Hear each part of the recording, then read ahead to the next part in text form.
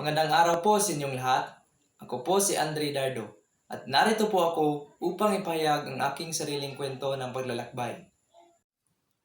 Isang araw, napag-isipan naming magkakaibigan na pumunta sa dagat at mamasyal.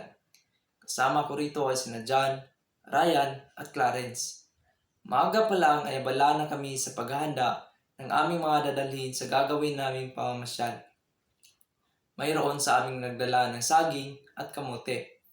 Nagdala din kami ng kanin at kaunting isda upang ihawin para sa aming pananghalian. At pagkatapos ng aming paghahanda, ay agad na kaming umalis para pumunta sa dagat. Hindi nagtagal ay nakarating na kami sa aming paroroonan.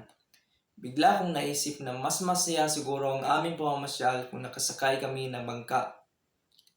Ang aking ama naman ay mayroong bangka at ginagamit namin ito noon sa pangingisda. Kaya naisipan kong hiramin ito. Dali-dali ko siyang pinuntahan at nagpaalam na hihiramin ko muna ang kanyang bangka upang gamitin sa gagawin naming pamamasyal at pumayag naman ito. Sakay ng isang bangka, nagtulungan kami sa pagsagwan. Narating namin ang isla ng Sandingan sa Loon.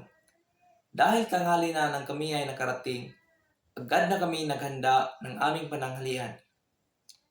Habang kumakain ay nakita ko ang saya sa kanilang mga ngiti. Marahil ay minsan lang nila maranasan ang ganitong klase ng pamamasyal.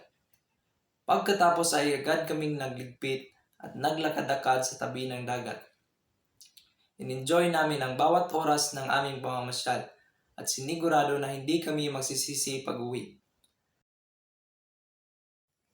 Ito po ay isa sa mga larawan sa ginawa naming paglalakbay.